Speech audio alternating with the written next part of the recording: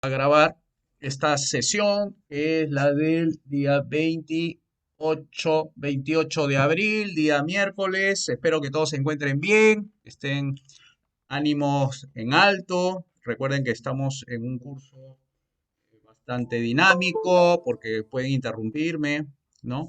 Etcétera, por si hay algo que no les cuadra, me lo hacen saber.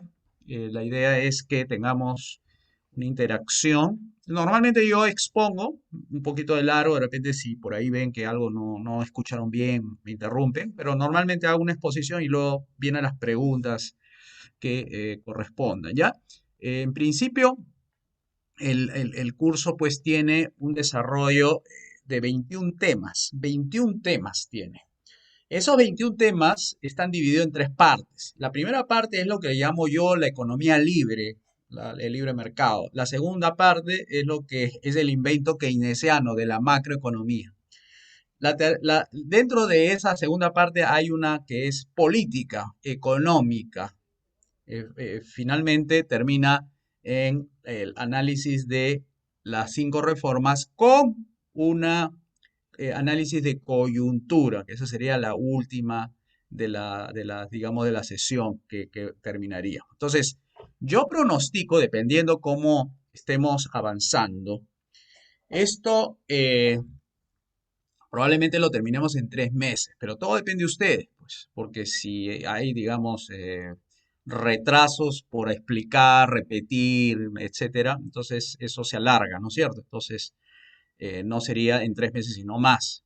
Pero vamos a avanzar eh, en un nivel que les permita coger esta herramienta de la economía, hacerla suya, ponérselo como parte de su pensamiento y lo hacen y lo aplican, ¿no? Para su vida diaria, para leer noticias, para explicar los fenómenos económicos, para tener respuestas frente a preguntas, etcétera, ¿no? Esa es un poco la idea del curso. Es como un curso, fíjense, como si yo estuviera dictando en la universidad.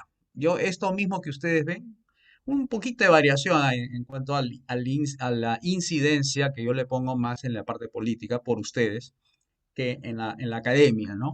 En la academia todavía hay un poco de restricciones, ¿no? Por esto. Pero igual, pero sigue siendo los mismos contenidos, ¿no? No varía en eso.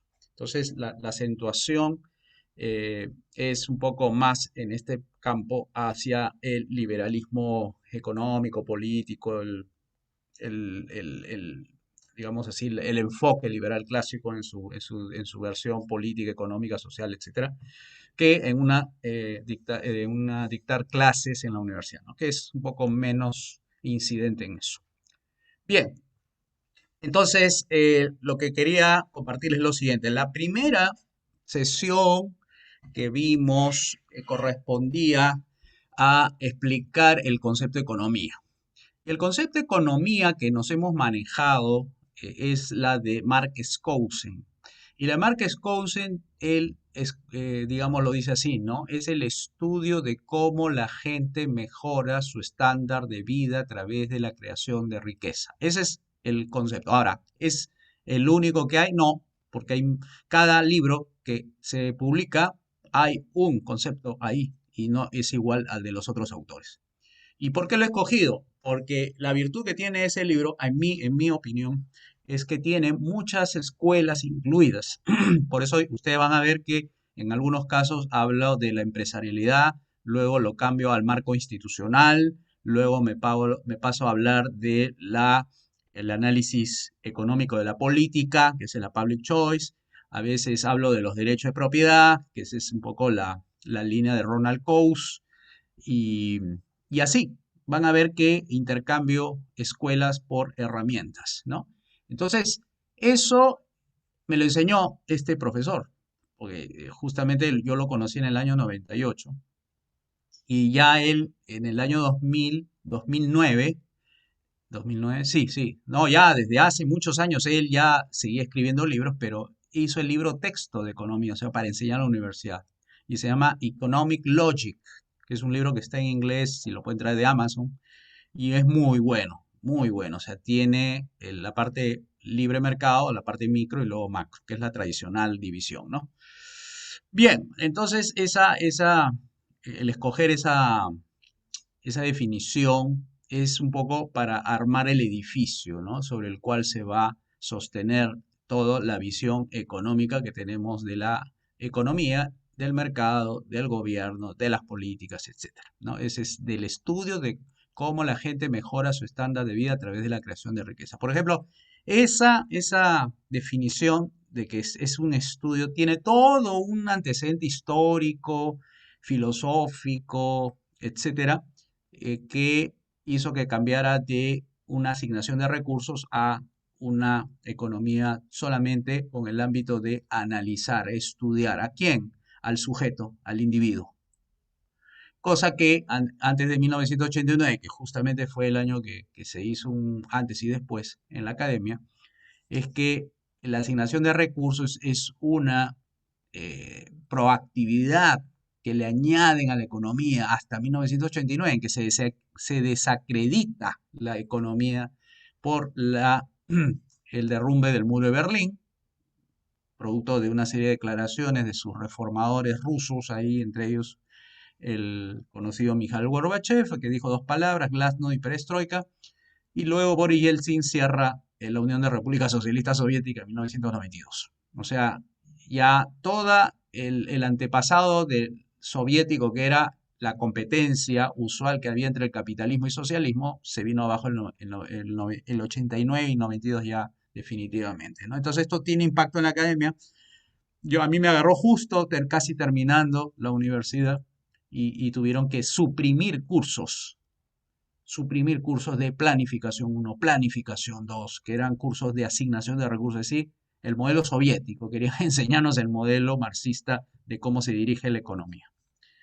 Entonces, este componente económico que tiene ahora la economía se dedica a estudiar al individuo, ya no a asignar recursos. Asignar recursos era decidir qué producir, qué ahorrar, qué comida vas a comer, el sabor del chocolate, y todo eso lo tenía planificado la economía, los antiguos jerarcas soviéticos bajo el sistema de economía socialista. Hasta eso, o sea, se metían en el color de la media, de la sábana donde tú te duermes, ese tipo de cosas, el tipo de educación. Si así decían ahora el tipo de educación, ¿cómo no lo van a hacer con el sabor de chocolate, ¿no? Etcétera. O sea, se uniformiza mucho la economía. Ya no hacen varios sabores de chocolate, sino uno. Entonces, ese tipo de economía, pues ya al menos en buena parte del planeta no se practica con ese nivel de decisión gubernamental, ¿no? En todos los ámbitos de la vida económica de las personas. De hecho, ¿hay intervención gubernamental? Claro, eso sí lo sabemos. Acá el Perú lo tenemos.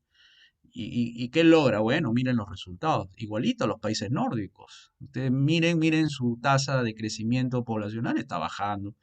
El número de personas satisfechas con los servicios públicos no es de lo mejor.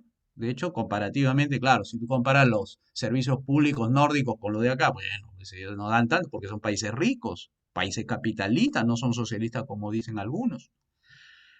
Pero eso no es una forma de hacer política, ¿no? O al menos de política económica, ¿no? Porque es un poco a adelantarte a lo que el mercado quiere. Y eso es difícil por las razones que ya Mises explicó. Dijo, no, si no hay propiedad privada, ¿cómo vas a hacer cálculo económico? Y Hayek dice, si no hay información concentrada y vas a tener que recogerla del mercado, ¿cuál es la herramienta que te va a ayudar a recolectar esa información para planear desde ahora sobre lo que vas a producir para el mañana?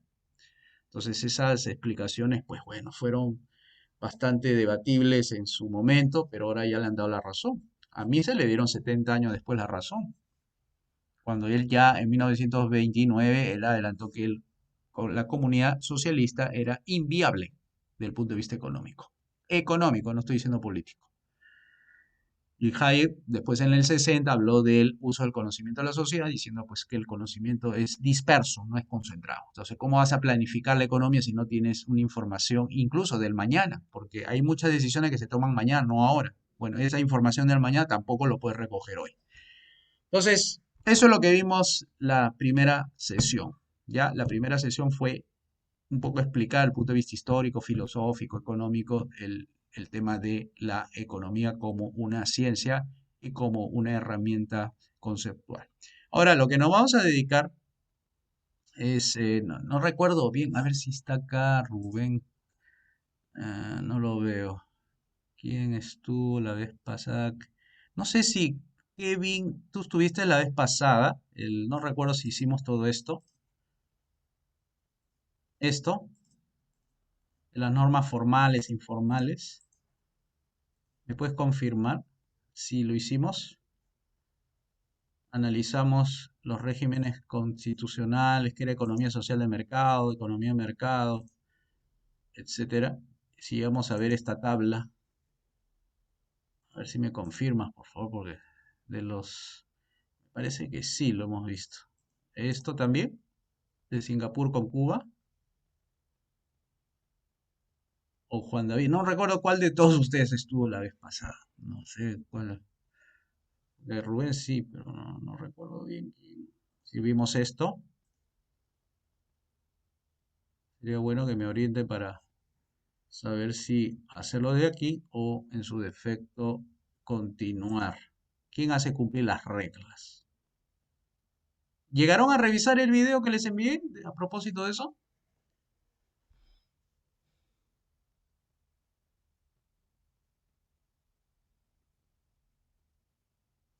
¿Llegaron a revisar?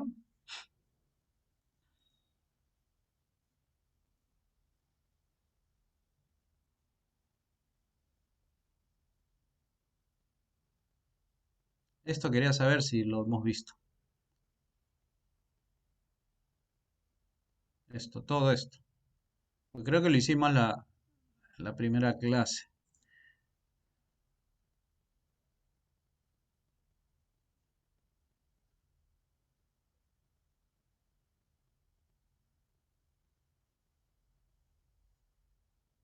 A ver, ¿qué me dice? En mi caso, es la primera clase, sí, sí. ¿Pero viste el video que envié? Ah, no vieron. Entonces, ¿quién vio esta parte? ¿Quién vio? Eso es lo que quiero saber. Si lo vieron, si todos los que están aquí vieron esto.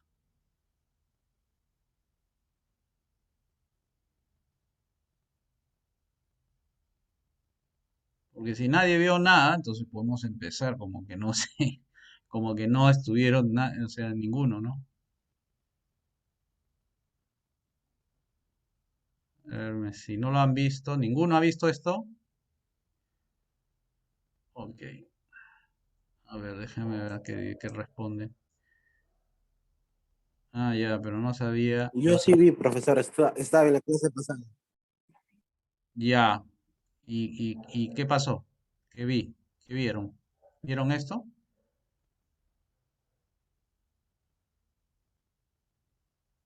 Todo esto.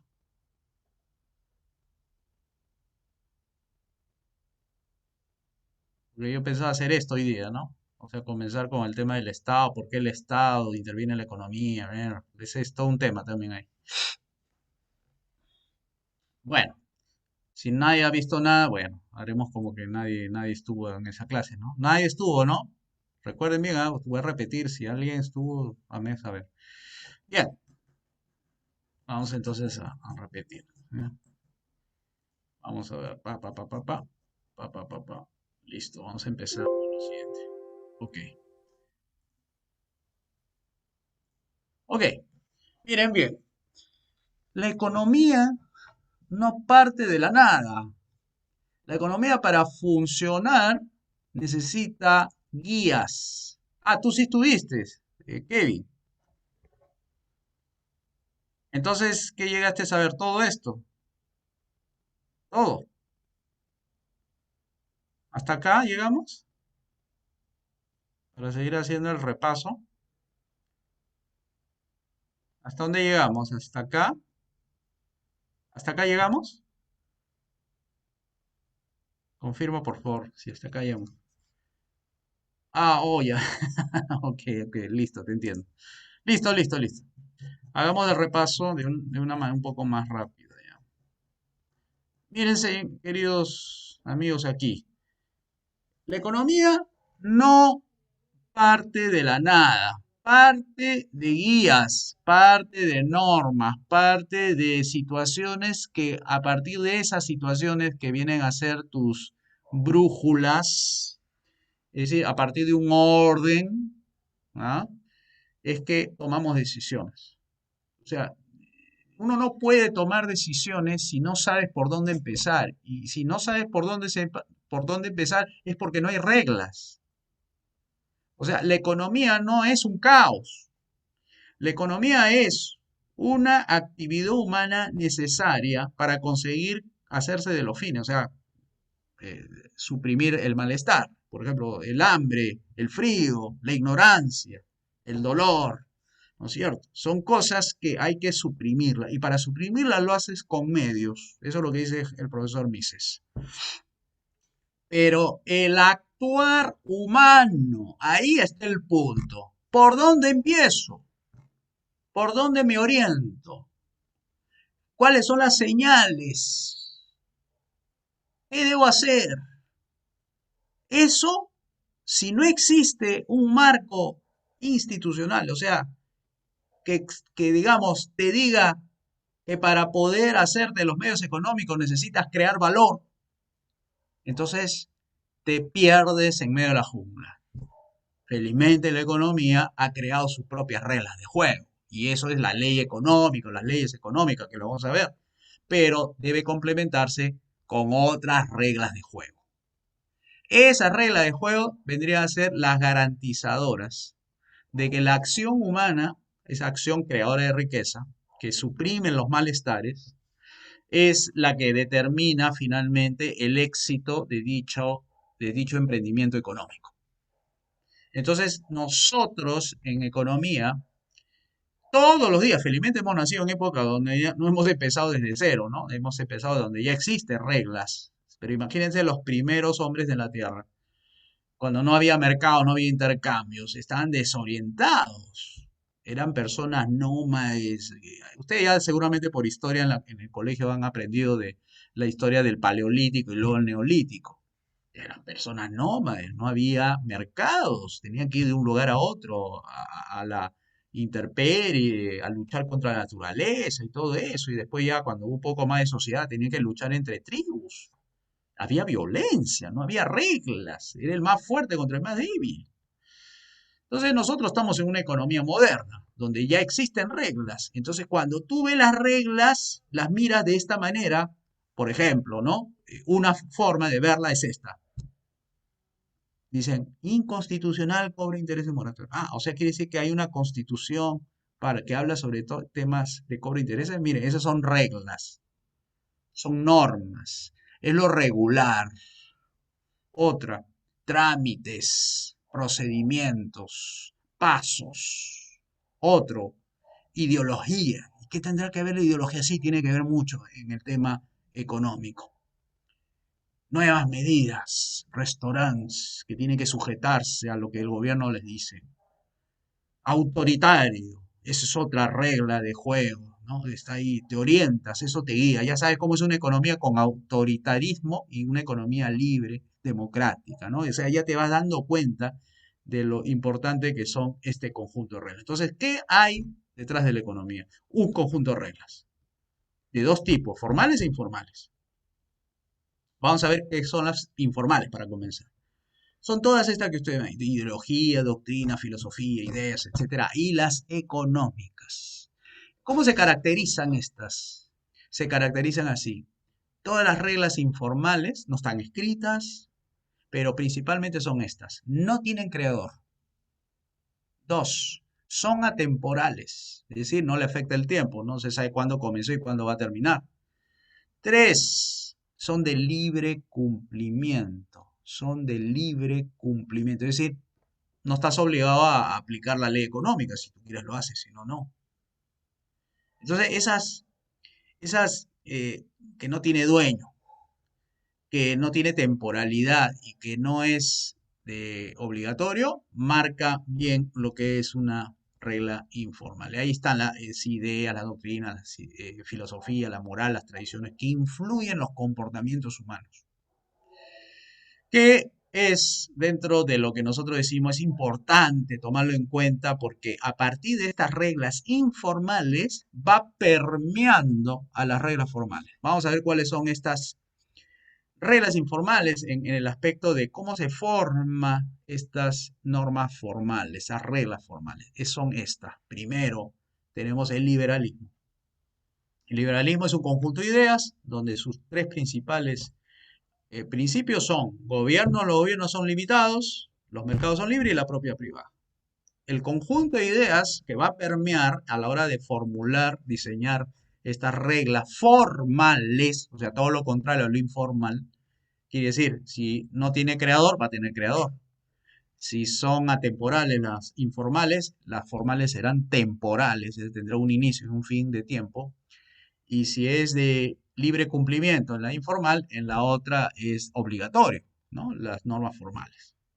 ¿Cuál es el otro grupo de ideas que son contrarias a esto? Porque si esto es liberalismo, los gobiernos ilimitados, mercado libre, propiedad privada, bueno, el socialismo es lo contrario. Los gobiernos son ilimitados, puede tener muchas funciones, los mercados son controlados y la propiedad es básicamente estatal. Esos son los dos bloques de ideas que permean en la elaboración de las normas formales. ¿Qué es entonces las reglas formales? Bueno, es un conjunto de normas que serían todas estas de aquí. La Constitución, las leyes, los decretos legislativos, todo lo que ustedes conocen como la pirámide de Kelsen, eso es lo que finalmente influye directamente en el desempeño económico. Nuestra tesis como liberales clásicos, y esta tesis de liberal clásico no es desde ahora, es desde mucho antes, cuando ya estaba este conocido economista francés, Frédéric Bastiat, ya decía la ley crea monopolios. Ya decía él, la ley tiene implicancias económicas.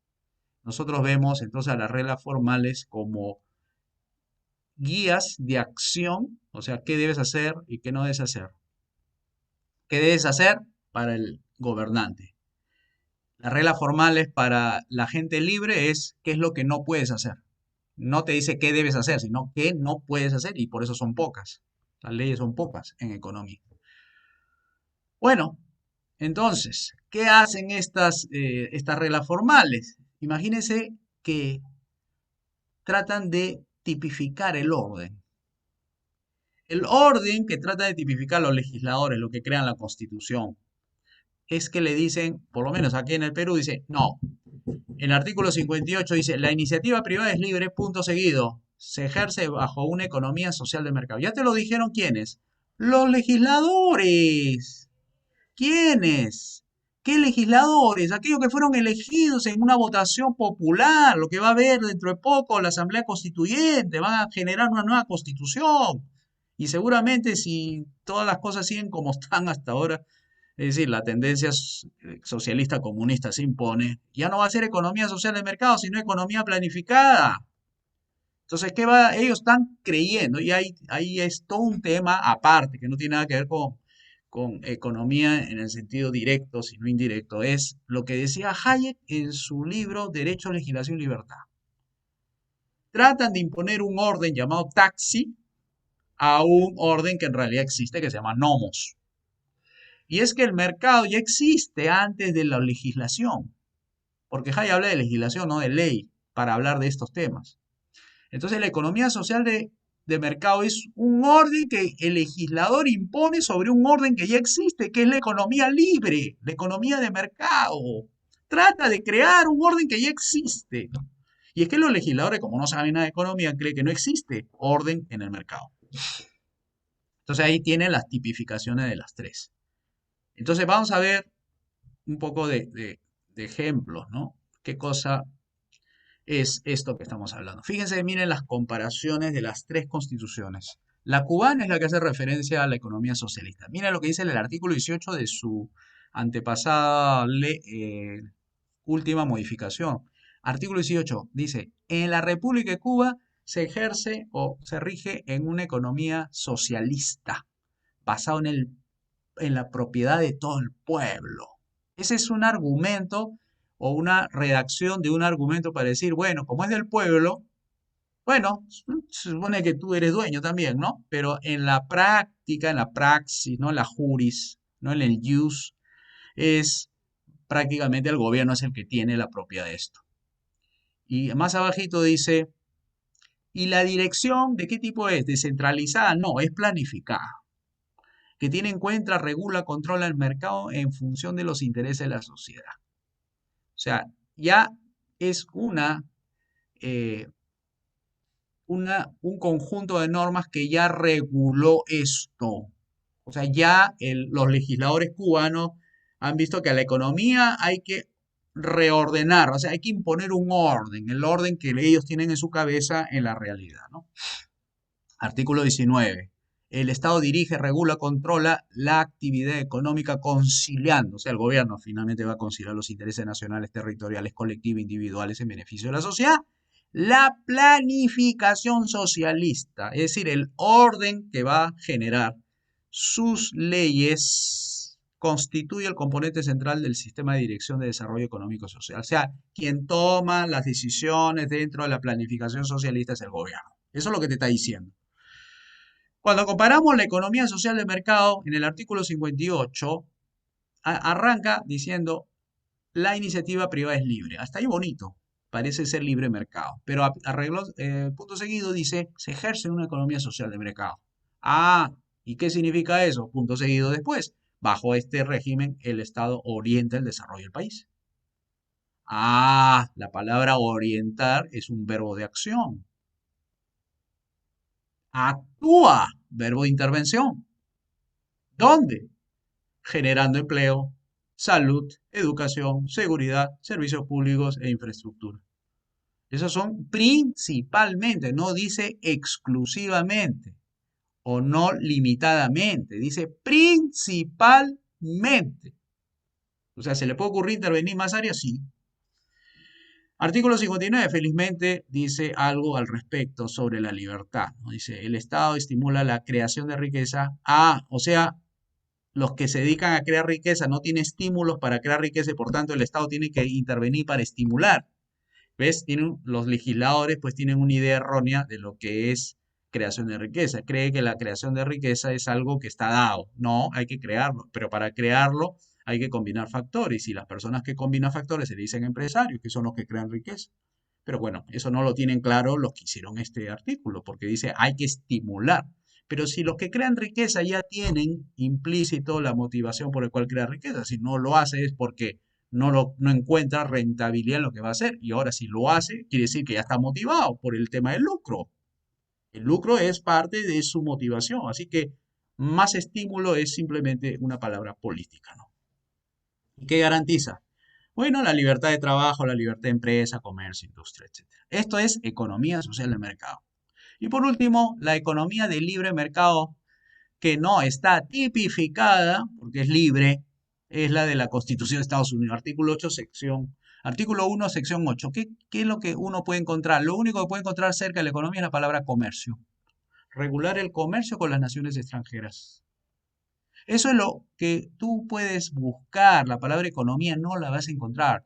Vas a buscar régimen económico, no lo vas a encontrar.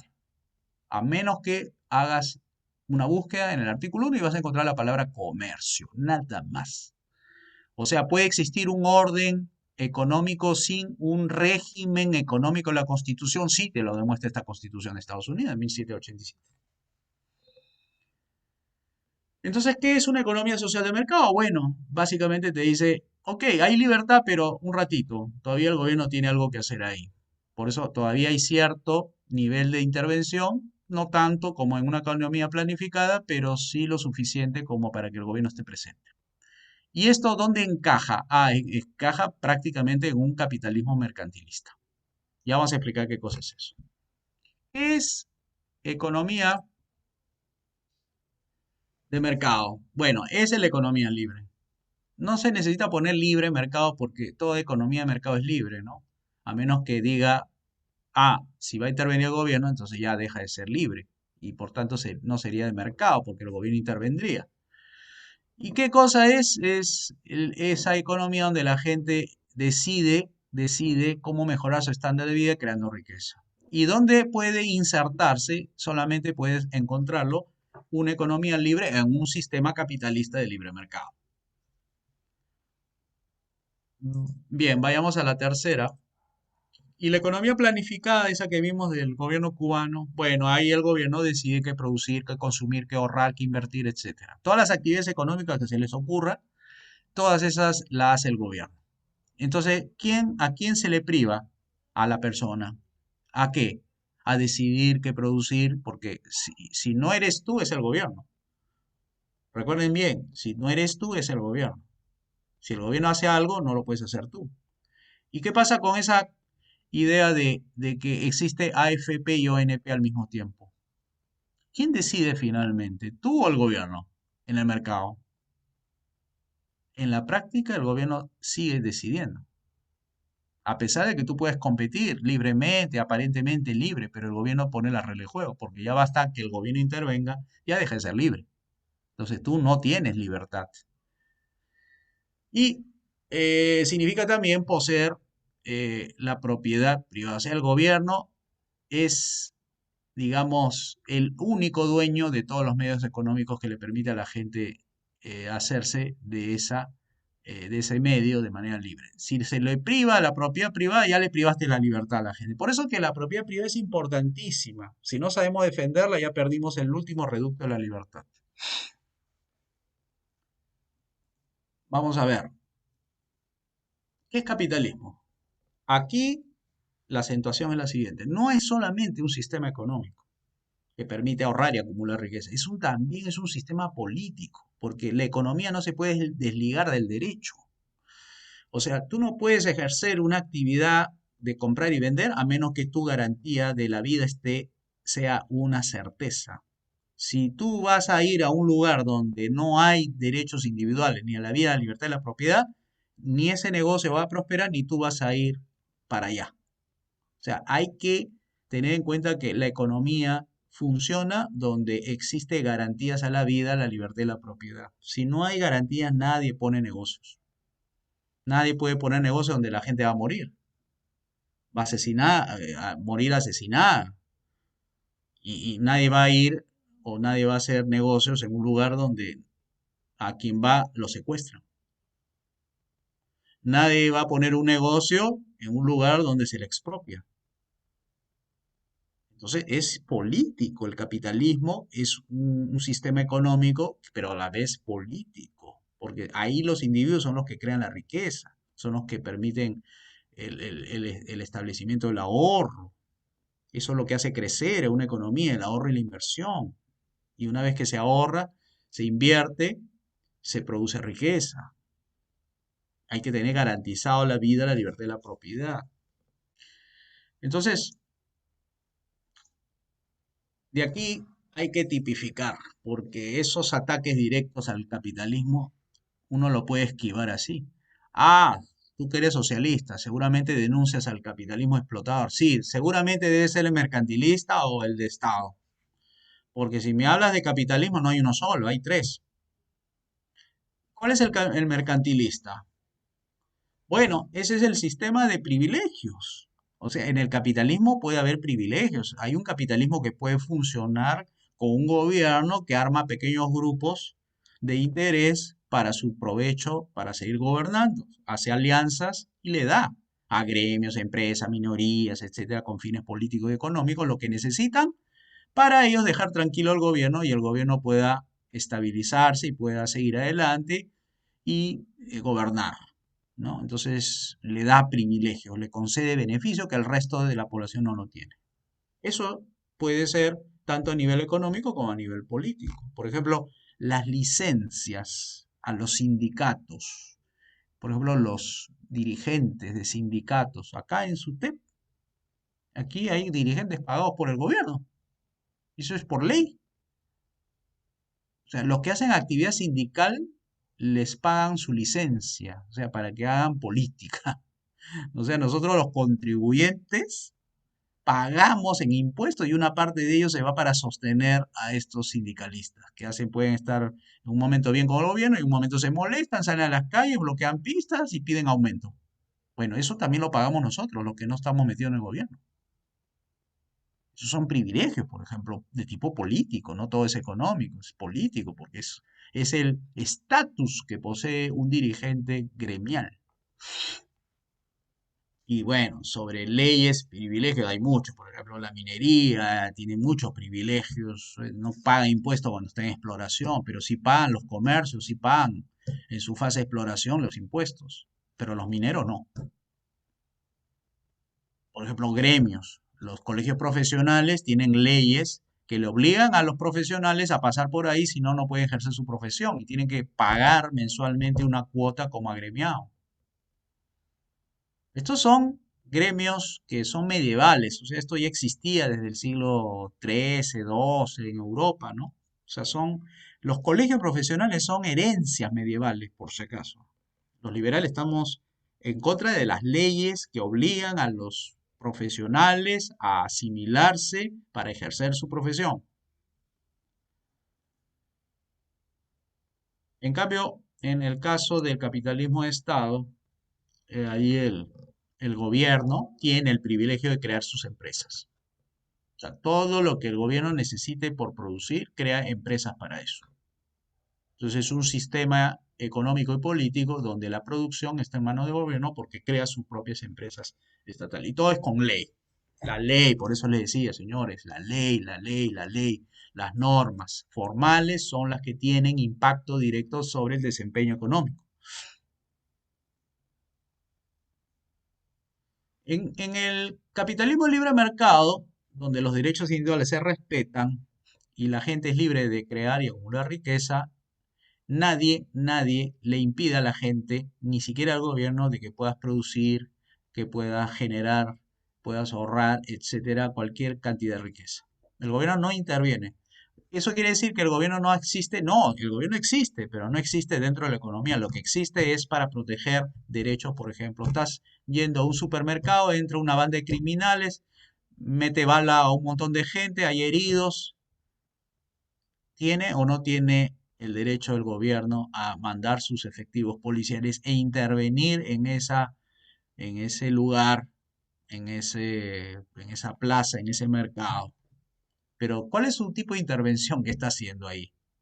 Es una intervención política para poner orden, para defender a los que están en peligro. No es para fijar precios, no es para regular etiquetas, no es para que le pongan alto en azúcar. No, ha ido a salvar gente que está en peligro, porque entra un grupo armado donde está en peligro la vida, la libertad, la propiedad, incluso, ¿no? La billetera, etcétera.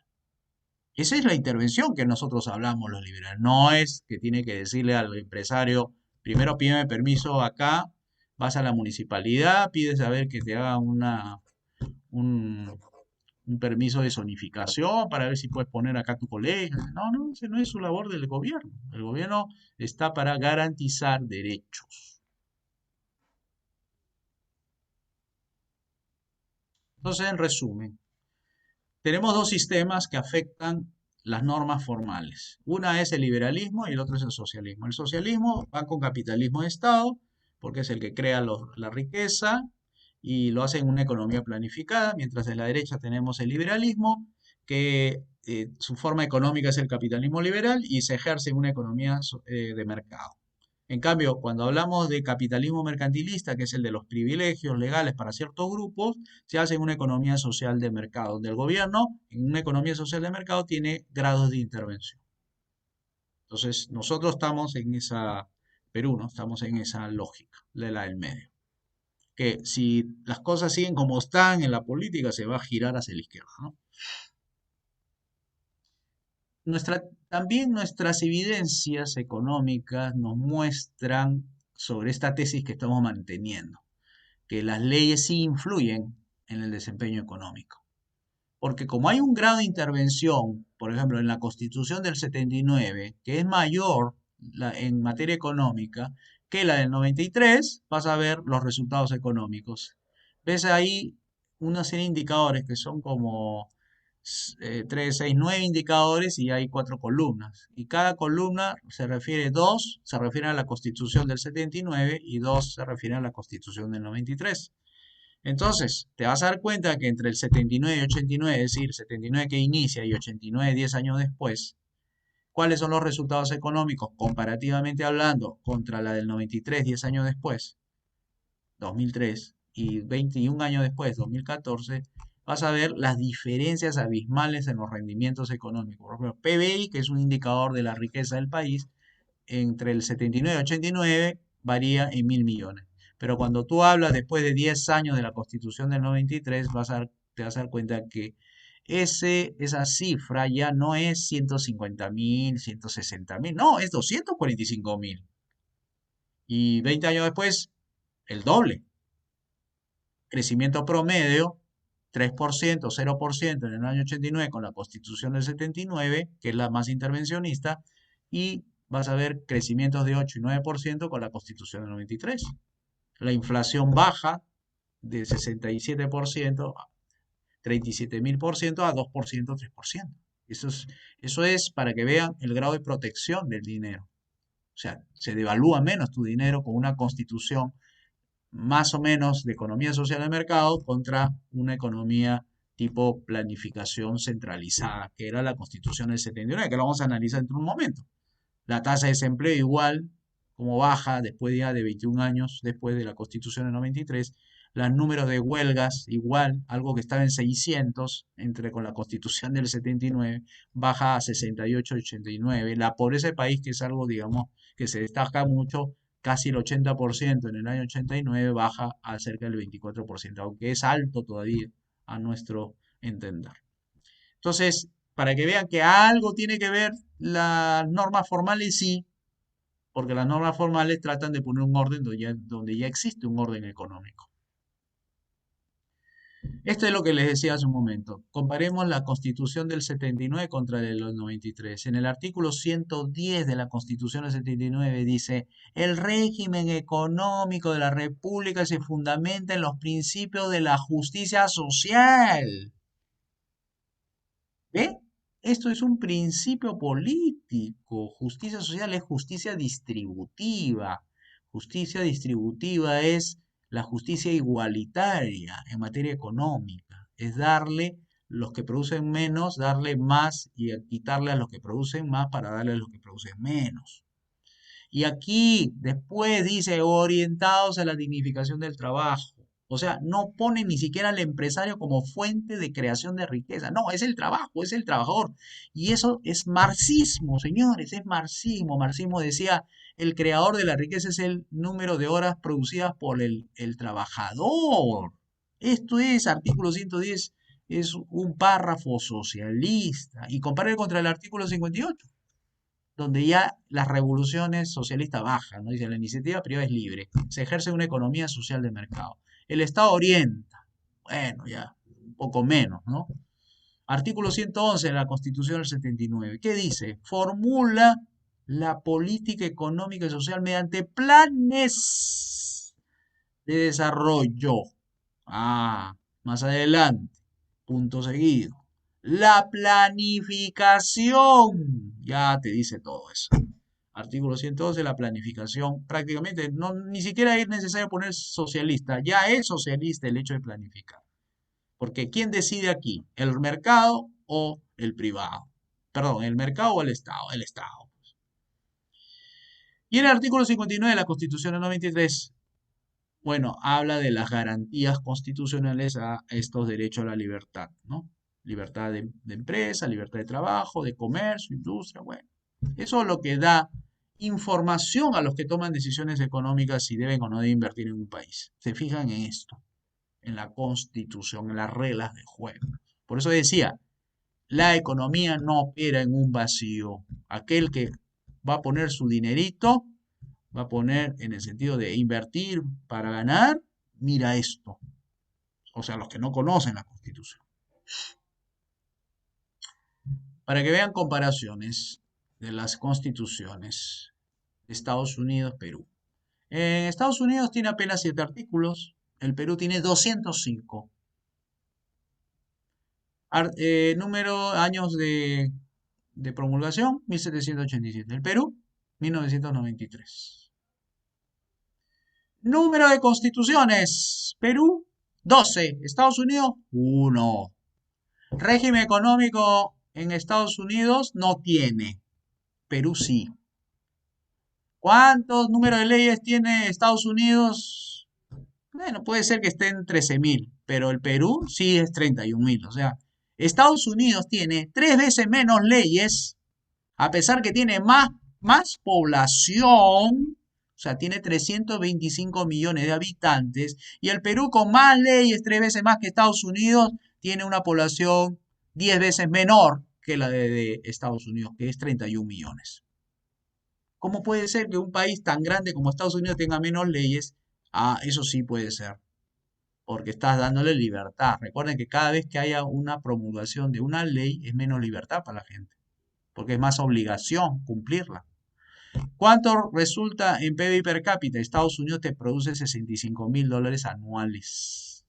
¿Y cuánto el Perú con su mayor número de leyes, con sus 12 constituciones, sus 205 artículos? Bueno, produce 7.000 nomás.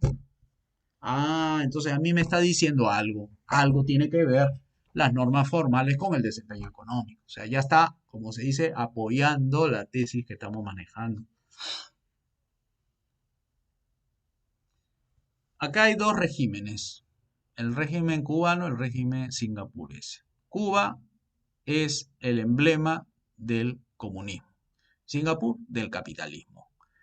Singapur es una isla al igual que Cuba, solamente que Cuba es una isla al sur de Florida y Singapur es una isla al sur de Indonesia.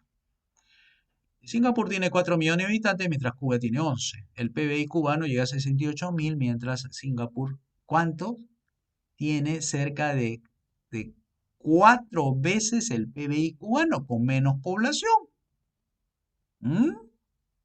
Y en cuanto a PBI per cápita, que tiene $6.000 Cuba, Singapur tiene cerca de 9 veces más que lo que tiene Cuba.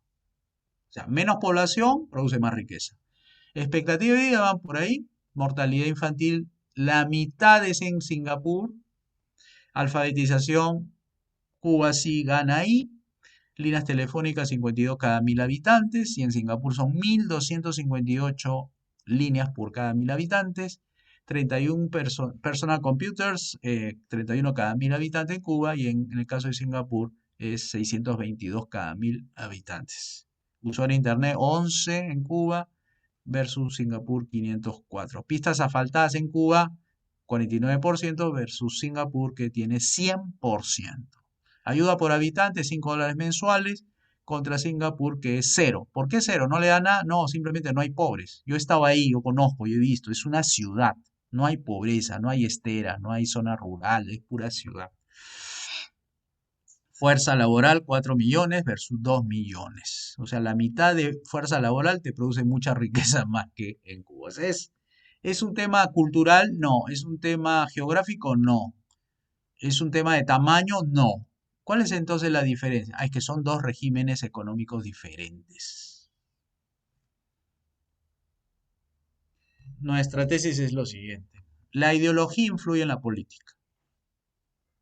O sea, todo lo que la política discute es porque hay ideología en la gente que le manda a sus representantes a conversar, a debatir y a promulgar leyes.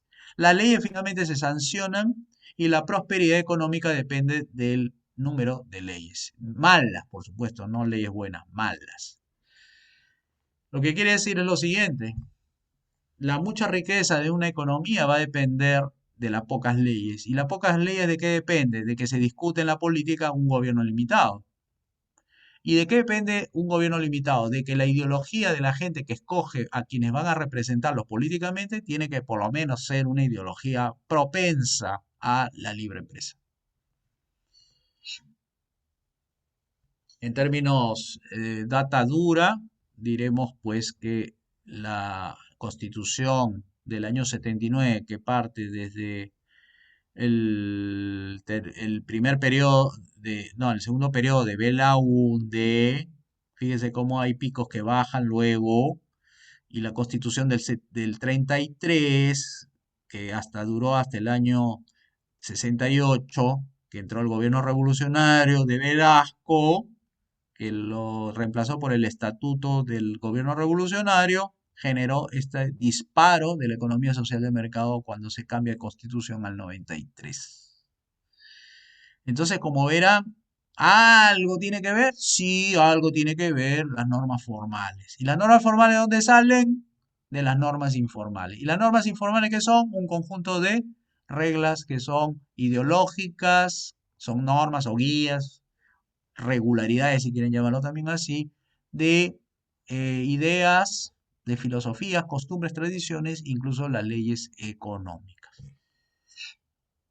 Conclusiones al respecto: la economía no opera en el vacío. El exceso de normas formales causa daño a la economía, lo que hemos visto en el caso comparativo entre Perú y Estados Unidos. Estados Unidos, si bien no es un país libre totalmente, pero comparativamente con Perú, pues el exceso más es en el caso peruano, ya lo hemos visto. 30.000 leyes para una población de 30 millones contra 11.000 leyes para una economía de 300 millones. Bueno, hay exceso de normas aquí. Las normas informales son necesarias, es decir, que haya leyes económicas, sí, existe. Pero ¿es suficiente? No, porque como hay gente indeseable, gente que trata de hacer daño a otras, entonces ahí es donde necesitas ponerle normas formales. Formales se entiende como algo escrito con carácter obligatorio, donde se tiene que crear y se tiene que poner fechas, etcétera. Y por eso que un buen marco institucional debería generar una economía eficaz y eficiente. Eficaz significa producir en el momento oportuno y eficiente producir más con menos recursos. Esto es el marco institucional. Ahora pasemos a algo importante. ¿Quién hace cumplir todo esto? Ya sabemos que el Estado, pero ¿por qué el Estado?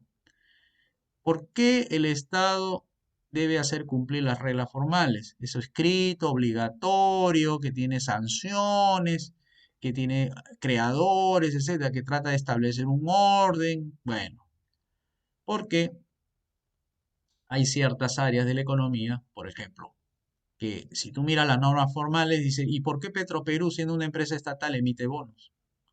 ¿Por qué la SBS regula lo que son las AFPs, etcétera? ¿Por qué se mete en ese mercado? ¿Por qué el Estado todavía es dueño de 35 empresas? Ah, porque no tiene en cuenta que el Estado es una agencia que monopoliza el uso legal de la violencia para proteger tres derechos. O sea, el concepto que tienen los legisladores sobre la economía es que no existe un orden. Es decir, que en la economía internamente hay una propensión de la gente a utilizar la violencia como una forma legítima de hacerse la riqueza. Ese es el concepto de por qué le ponen a la economía social de mercado o por qué el gobierno o los legisladores también ponen un tipo de derecho escrito donde se le da concesiones legales, autorizaciones, incluso constitucionales, para que el Estado ordene la economía. Porque lo ve como una jungla, lo ve como una batalla campal. Es una visión equivocada, por cierto. Lo que origina la batalla campal, lo que origina la rebelión fiscal, es justamente el exceso de gobierno, que lo vas a demostrar en tu momento. ¿Cuál es el rol del Estado entonces? Su único rol sería proteger derechos individuales. Ahí tienen una referencia para algunos libertarios, les encanta este señor Murray Rothbard, pero vale la pena en algunos casos citarlo. ¿Por qué el Estado no en el mercado y por qué el mercado no en la parte política? Es decir, tú no le puedes pedir que el Estado entre en la economía como el mercado no entre en la política, porque tiene sus propias características. Vamos a verlas cada uno. En principio, el Estado, para toda acción que realice, usa la obligación, o sea, la fuerza. ¿No te gusta el impuesto que puso? Bueno, tienes que cumplirlo, así no te guste. Pero yo no quiero. Ah, sí, a ver, métete con las fuerzas policiales que te van a obligar a que pagues. Y si no pago, te embargo. El mercado para funcionar no necesita el uso de la fuerza, sino la persuasión. Para conseguir dinero de ti, no utiliza una pistola el empresario para sacarte dinero. No utiliza la amenaza, el castigo, ¿no? Usa el método de venta, el método de persuasión. Es decir, mi producto es bueno, llévatelo, mira, estos son los beneficios. Y tú eres libre de escoger. Segunda característica del Estado es su manera de proceder es uniforme y homogéneo. En cambio, en el mercado su proceder es variado, es heterogéneo. Sus productos nunca son iguales entre una empresa y otra, los servicios igual. La calidad y la variedad en cada tipo de producto es diferente. Y eso está bien para el mercado, pero no está bien para el Estado. Para el Estado lo uniforme y lo homogéneo es necesario. Es necesario que el Estado sea monopólico en sus funciones naturales, en sus funciones convenientes, en las que no interviene la economía. Ahí sí tiene que ser monopolio. Pero el mercado no puede resistir, a menos que quieras la esclavitud de monopolios en el mercado, porque en el mercado se caracteriza por la competencia. O sea, no es conveniente que el gobierno, siendo formal, se meta al mercado, porque el mercado, su característica es la flexibilidad, no es la formalidad, no es cumplir papeleos, trámites y cosas por el estilo. Es muy forma muy dinámica, es flexible, tiene formas de conseguir lo mismo con diferentes métodos. En cambio, el Estado no puede cambiar de método, es su formalidad lo necesario para un funcionamiento adecuado del gobierno. El Estado tiende a tener burocracia y eso es normal y es natural porque es una entidad política, no es económica, mientras el mercado, su desburocratización es de índole económico porque pretende ahorrar, dado que la burocracia no produce riqueza, es un costo necesario a asumirlo porque se dirige la unidad económica a cumplir con ciertas formalidades frente a la autoridad y por eso necesita tener una burocracia, es decir, el no productivo, a realizar papeleos, trámites, correspondencia, cumplimientos de ciertas obligaciones legales, etc. Y por último, en el Estado es centralista en todas las tomas de decisiones. En cambio, en el mercado es descentralista en la toma de decisiones. No es el gerente que toma las decisiones. A veces los trabajadores toman las decisiones por el gerente. Entonces, yo no puedo del mercado, con todas estas características, llevarlas al Estado, porque es contraproducente, es inconveniente, como el Estado llevarlo a todas las funciones del mercado. Porque si yo llevo el uso de la fuerza, la uniformidad, el monopolio, la formalidad, la burocratización y la centralización de las decisiones al mercado, lo estrangulo, lo vuelvo rígido, poco creativo, costoso y genero distorsiones, ¿no? Igual, si yo llevo el mercado a las funciones que le corresponde al Estado, igual puedo generar controversias, incumplimientos, anarquía y todo eso. Entonces ahí la pregunta es qué cosa le corresponde al Estado y qué cosa le corresponde al mercado. Estas son las funciones del Estado que sí le va bien con su característica y las del mercado son todas las que ustedes ven ahí a partir de esas de educación, salud y todas las que pueda haber. Entonces, si tú hablas del Estado, justicia debe ser de alguna manera uso de la fuerza, claro, pues si eso es lo que estamos hablando. ¿Acaso ustedes creen que hacer cumplir la justicia se requiere de persuasión? ¿Acaso el juez lo invoca al sentenciado a que cumpla su año de prisión en la penitenciaría, el centro penal más cercano? Le dice, ya tú voluntariamente anda, yo te persuado, ¿así? No. Lo que tiene que hacer es el uso de la fuerza. Para eso es el uso de la fuerza, hacer cumplir la ley. ¿Acaso no es conveniente que la justicia sea uniforme y homogéneo para todos? ¿O hay que segmentarlo por mercados? O sea, a los ricos le damos una justicia apropiada y para los pobres a otra. ¿Acaso la justicia no tiene que ser una o tiene que haber varios tipos de justicia? Tiene que ser monopólica. ¿Acaso la justicia no debería ser formal? Es decir, saber a qué se te acusa, saber que se te va a investigar, saber que se te va a sentenciar. ¿Acaso eso no es formal?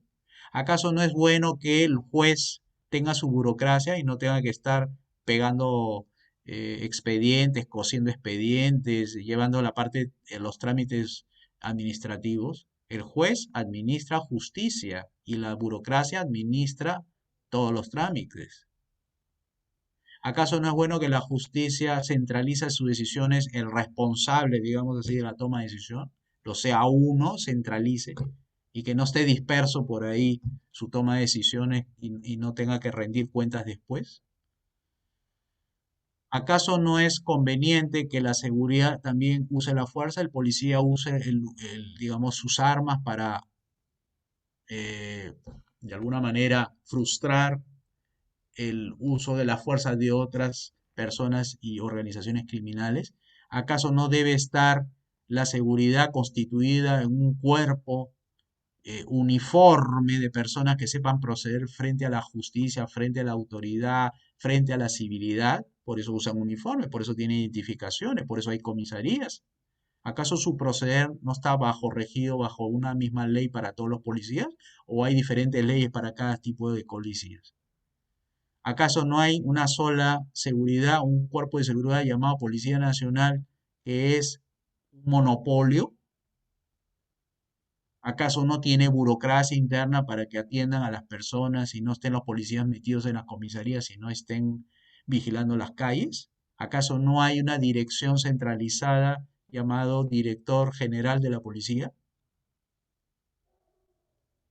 Igual es el tema de las obras públicas. Las obras públicas necesitan usarse la fuerza de la ley para cobrar impuestos, porque no todos van a pagar lo que no van a vivir en ella. Por ejemplo, veredas, pista de Puno, tú estando en Lima, ¿para qué tú vas a pagar voluntariamente si no te va a beneficiar una pista en Puno? Si tú vives aquí en Lima, tú todos los días transitas por esa vereda, no la de Puno. Igual la uniformidad de las calles, no puede haber diferentes tipos de calidad de calles. Las calles tienen un mismo tamaño, tienen veredas, tienen uniformidad, homogeneidad, tiene que haber una entidad que concentre, autorice la construcción, y eso se llama monopolio, formalice los expedientes técnicos para la construcción de pistas, autopistas, veredas, etcétera. Burocracia habrá para la atención justamente de todos estos requerimientos que hacen las personas, las municipalidades para que se construya pista, carretera, parchado, remodelación, etcétera. Y finalmente una entidad que coordine las obras públicas. Todas estas funciones del Estado no pueden estar en manos del mercado, ¿entienden? O sea, tú no puedes llevar las funciones del mercado, el uso de la persuasión en la justicia, el uso de la persuasión en la seguridad, el uso de la persuasión en las obras públicas. No calza, no es conveniente. Como no es conveniente que la función del uso de la fuerza se lleve a una actividad tan delicada como la educación, o que la uniformidad, homogeneidad sea igualmente aplicado en la educación, porque es inconveniente. Hay gente diferente, con talentos, edades, lugares y qué sé yo, y vocaciones. Tú no puedes llevar la uniformidad a la educación como tampoco a la salud. No todos los enfermos tienen la misma contextura, los mismos diagnósticos personales en temas de salud. No puedes llevar el monopolio, es decir, el único que va a atender en educación como va a atender en salud, porque estarías de alguna manera asumiendo toda la responsabilidad de lo que existe en materia de educación y salud en una autoridad política. La formalidad en la atención en el tema de educación, o sea, la formalidad me refiero a los pasos para enseñar. No pueden ser tan formales, hay que ser flexibles, no todos aprenden al mismo ritmo. Como en la salud, no todos los enfermos tienen el mismo procedimiento que hacer. No todos, porque todos no somos iguales. La burocracia no es buena en la atención médica, retrasa en la educación, retrasa el aprendizaje, la burocracia, la innovación, igual en la salud, no puede haber burocracia, retrasas la atención médica, retrasas la innovación, el servicio al paciente y encima incrementa los costos. O sea, ninguno ni el otro. Ni mercado debe estar en las funciones del Estado, ni el Estado debe estar en las funciones del, del mercado. O sea, ahí cada uno a su lugar. Bien, entonces lo que hemos aprendido justamente es saber, conocer cuáles son esos argumentos que está detrás de los roles que le corresponde tanto al Estado como al mercado. Ya sabemos, el mercado son para acciones voluntarias y todo lo que es la acción del Estado es para acciones donde se requiere el uso de la fuerza. Eso es la mejor forma de defender los fueros que le corresponde. Es decir, si nosotros somos liberales, sabemos dónde debe estar el Estado. O sea, no vamos a prescindir del Estado para todo, no. En algunas cosas no podemos prescindir, en el tema de la justicia, en el tema de la seguridad, en el tema de las obras públicas. No digo todas, pero sí algunas que requieren el uso de la fuerza. Igual en el mercado, si ustedes quieren defender al mercado, tienen que aprender defendiendo al Estado y sus límites, porque así aseguras la libertad del mercado. Y ya sabemos por qué. Sabemos porque los mercados necesitan, para que funcionen bien, necesita de la persuasión, necesita la flexibilidad, necesita la descentralización en la toma de decisiones, necesita la variedad, la heterogeneidad, o sea, todas esas características propias del mercado no puede estar el Estado, ¿no? Bien, sobre este punto del último del... ¿Tienen preguntas? Me gustaría escuchar, ahora sí. De todo lo que he explicado, bueno, pero si quieren el último punto, porque el anterior creo que lo hemos repasado. ¿Tienen preguntas?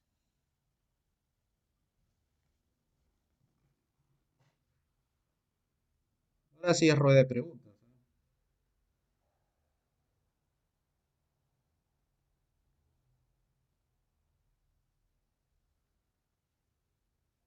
¿Todo está bien hasta ahora?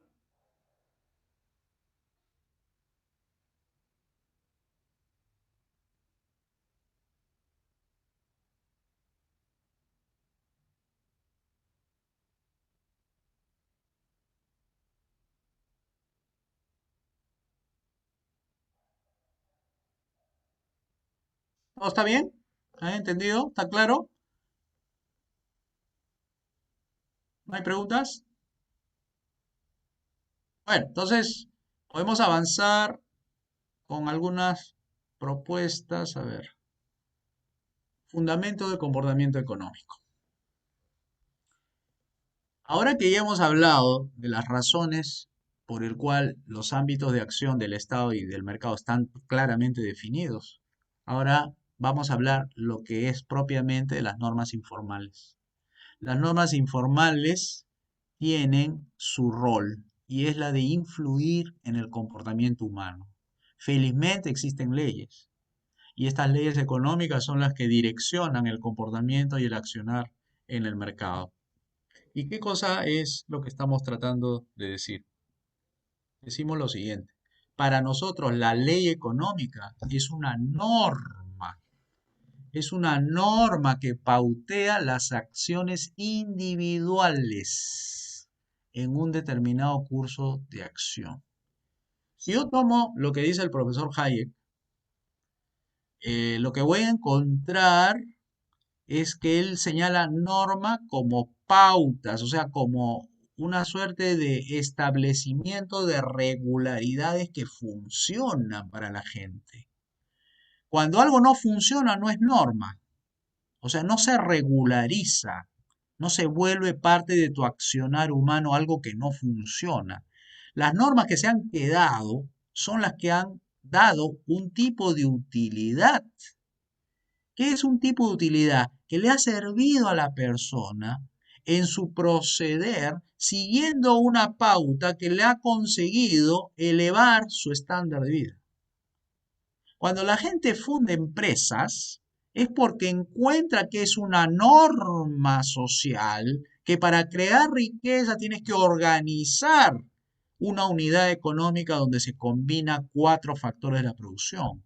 O sea, tienes que combinar recurso natural, mano de obra, capital y el talento empresarial. Cuando haces esa combinación eficiente y eficaz, entonces hay una retribución económica en el mercado. Y cuando se observa que existe esa retribución económica y ves que mejora la persona al haber efectuado dicho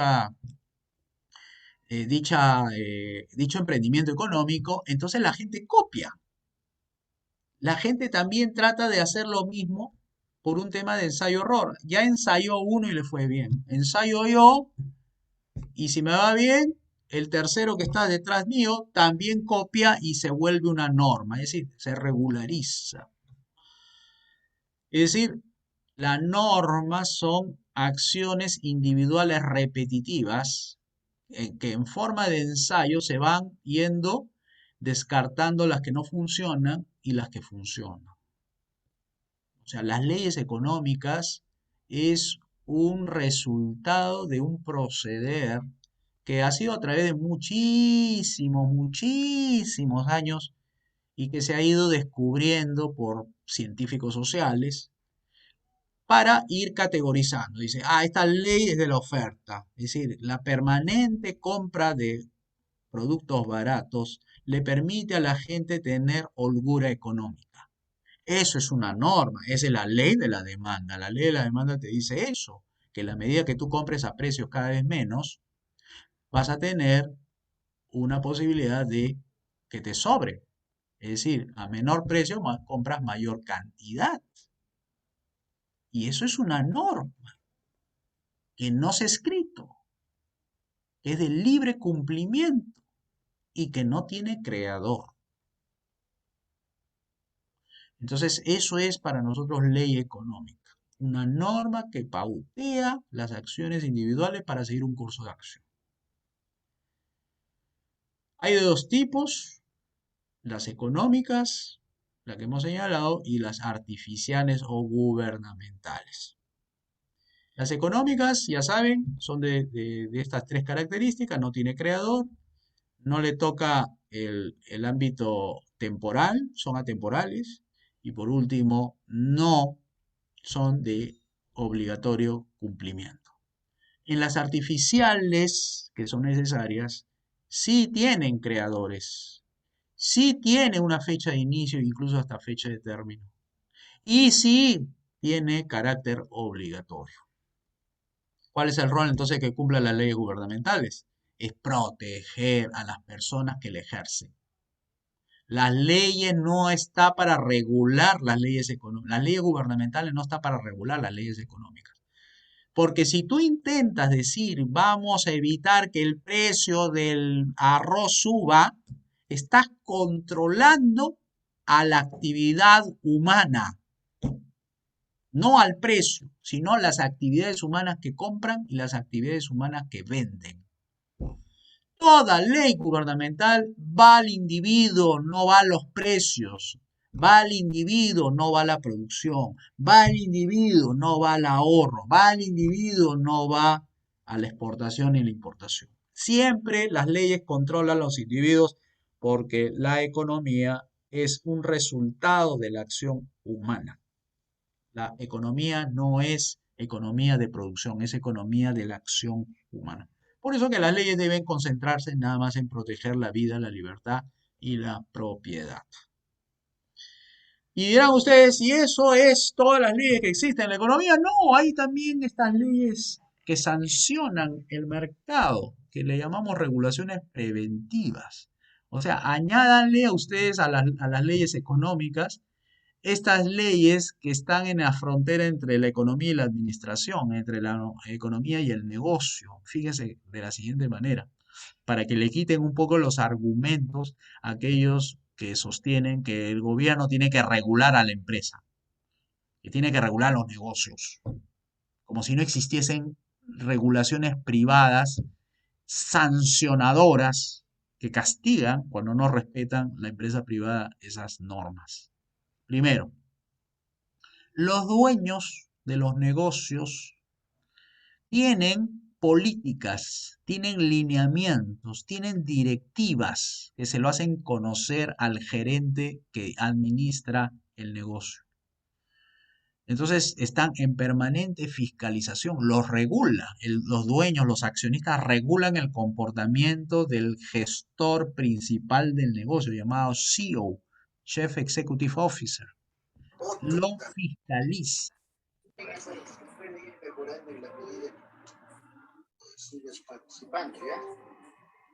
Ok, profesor, ok.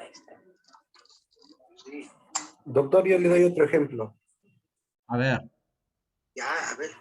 La resolución de un contrato, por ejemplo, un contrato de transporte.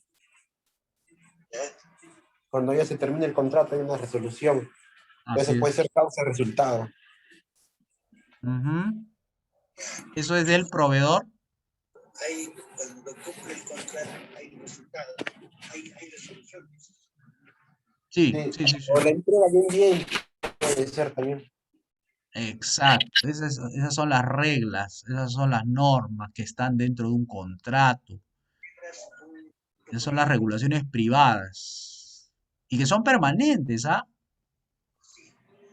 Son Sí, permanentes, no son ocasionales como algunas piensan. No, ya hay un solo contrato en toda la vida empresarial. No, realmente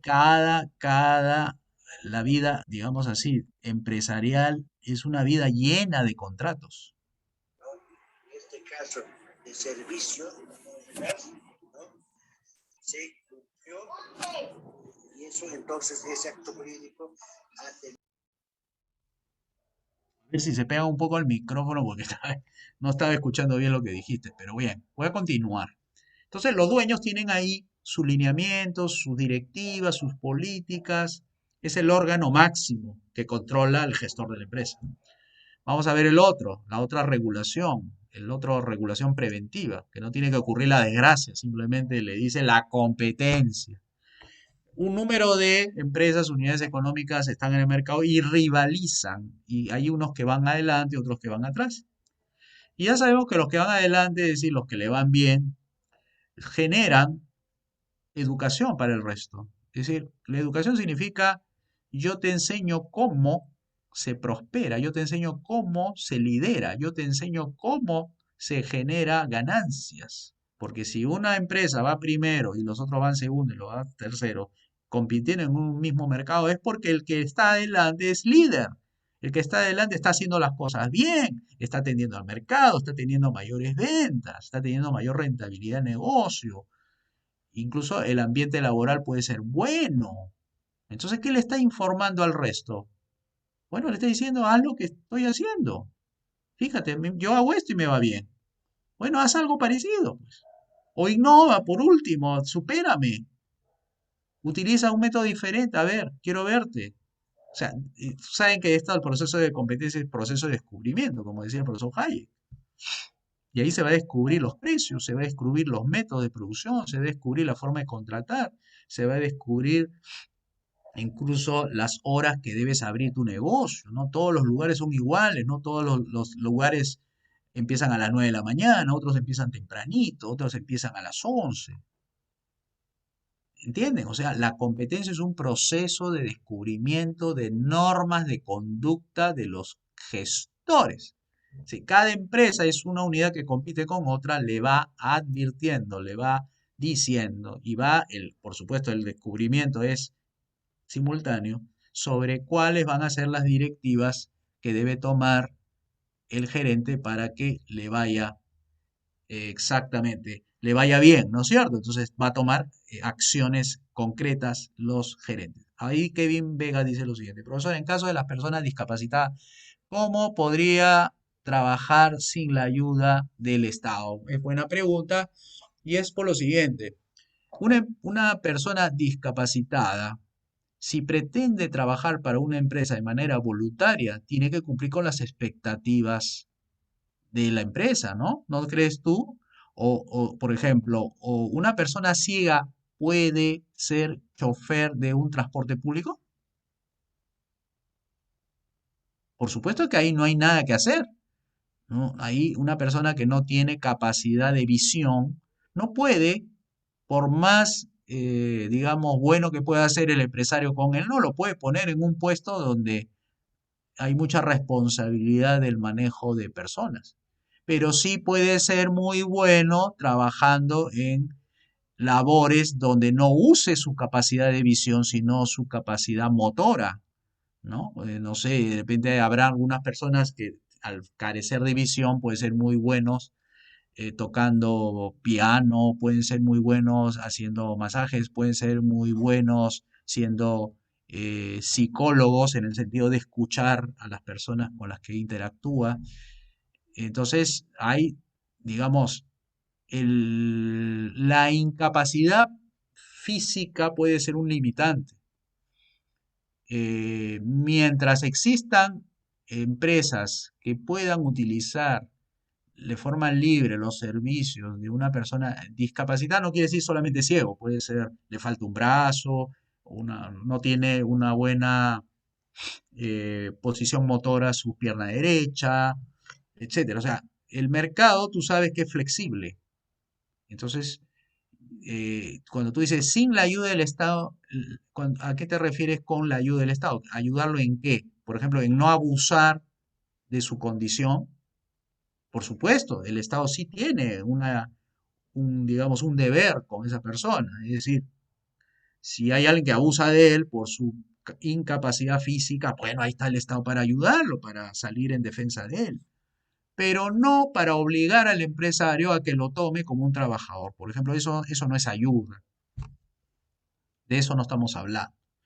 Entonces, y por más que hayan leyes que obligan a las empresas siempre van a buscar evadir ese tipo de leyes y va a ser peor, porque ya no va a poder encontrar justamente las personas de esta discapacidad física o mental, empresas que lo vayan a contratar. No lo ayuda definitivamente.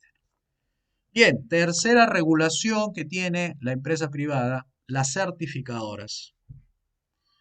Hay empresas que aspiran a tener calificaciones que le digan al mercado que tiene calidades ahí que puede explorar. Las certificadoras, incluso hasta universidades, aspiran a ser admitidas a unas asociaciones de universidades de prestigio, ¿no? Aspiran a ser certificadas por esas universidades para tener más reputación, para tener más clientela. Hay certificadoras, por ejemplo, en el campo de la gastronomía, ¿no? Que se dedican a darle unos certificados de salubridad, ¿no? De inocuidad de los alimentos. Por ejemplo, esas son parte de las calidades. Hay certificadoras que te dan algunas entidades a empresas privadas en el campo eléctrico. Por ejemplo, no sé si han visto ustedes los enchufes que tienen unas anotaciones que dice UL en los enchufes. Fíjense, hay muchas máquinas electrónicas, enchufes de esas máquinas electrónicas que tienen esa certificación voluntaria. UL se llama United Listed, que es una práctica para garantizar que ha pasado la prueba de ensayo que ha tenido ese enchufe, o sea que tiene la calidad para que funcione. Y así vas a encontrar en diferentes ámbitos de la producción certificadora, incluso el origen de la materia prima, el cual utiliza para producir bienes y servicios, esa certificación. Dice, no, esta comida ha sido hecha con productos orgánicos, certificadoras que le dan esa... ¿O acaso usted cree que la educación no da cada rato certificados? ¿No? Y certificación a las certificadoras también hay. ¿Por qué no? O sea, ¿quién certifica a las certificadoras? Bueno, esto es un negocio detrás de eso. Lo que pasa es que la gente es un poco desconfiada, ¿no? Otra regulación privada con fines sancionadores son los de los grupos de interés. Esas regulaciones de los grupos de interés le indica a la empresa, pórtate bien, cuida el planeta, ¿no? O los medios de comunicación.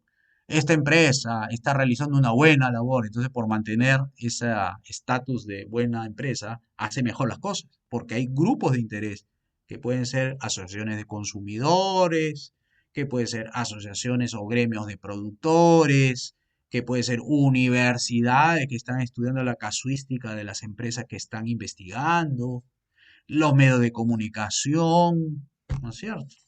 Y por último, este es el más importante, los clientes.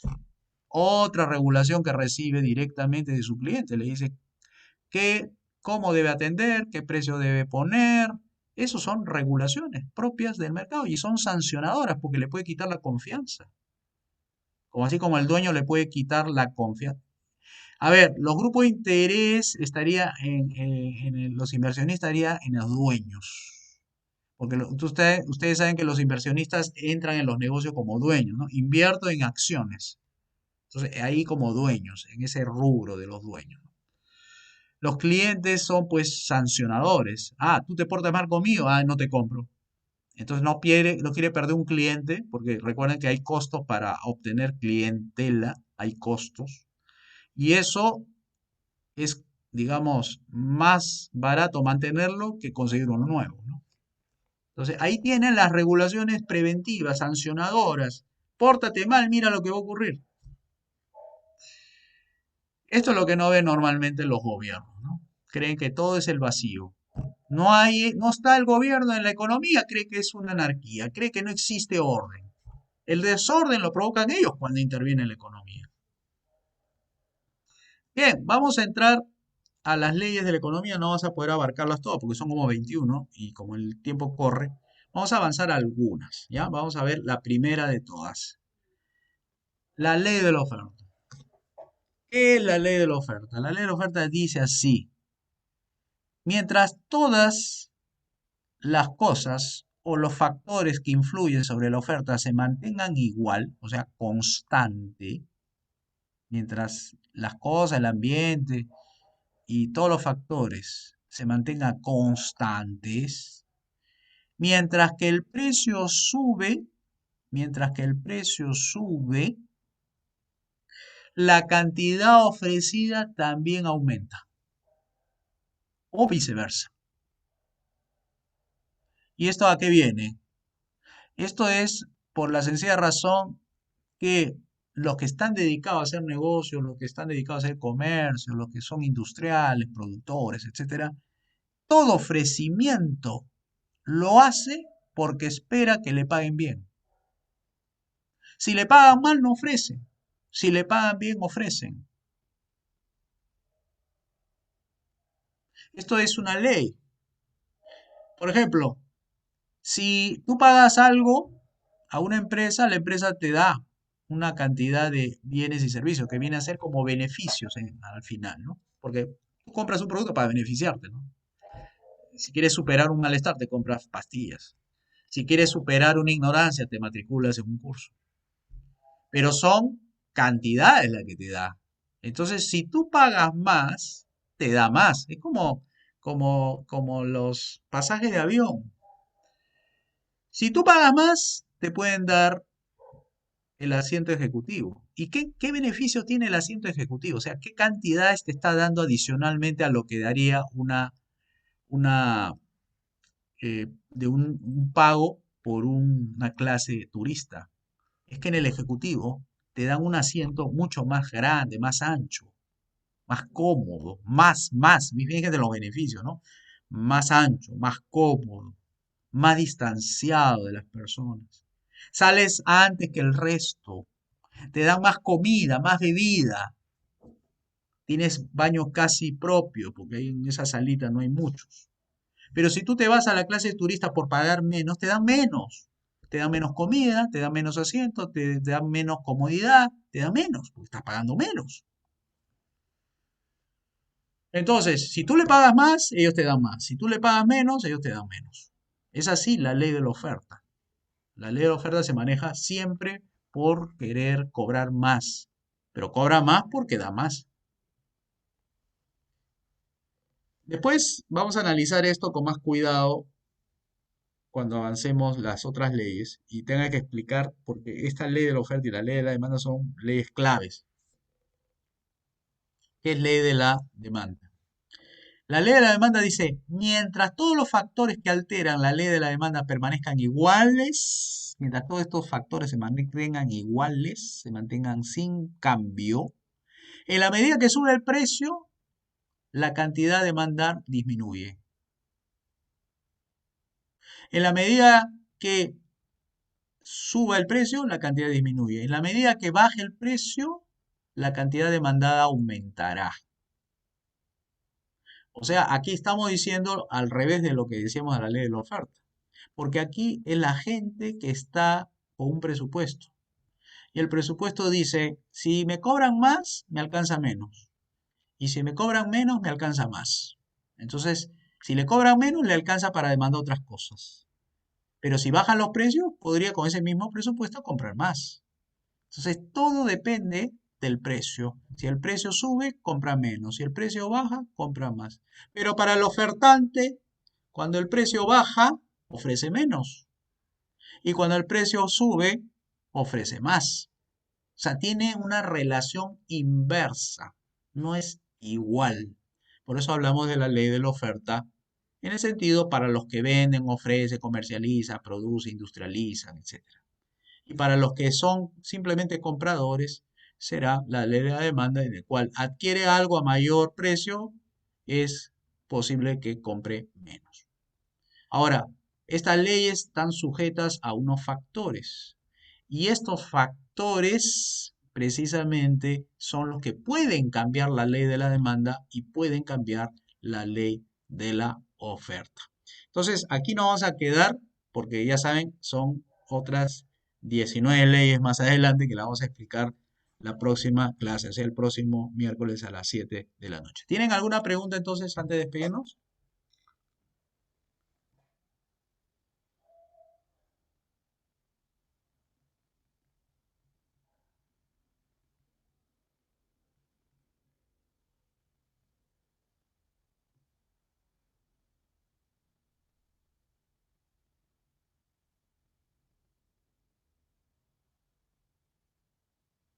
A ver, vamos a ver qué dice en el chat.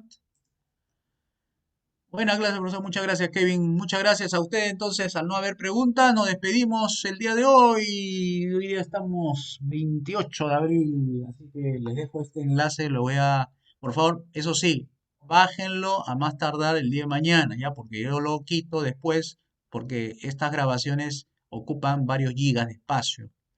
Entonces, no me permite el Zoom grabar más de 1 giga, ¿ya? Entonces, recuerden, si quieren bajarlo, les voy a dejar el link. Ustedes lo descargan y lo guardan, ¿ya? Listo, nos despedimos y que tengan una bonita noche. Nos despedimos hasta el día miércoles de la próxima semana. Muchas gracias a todos.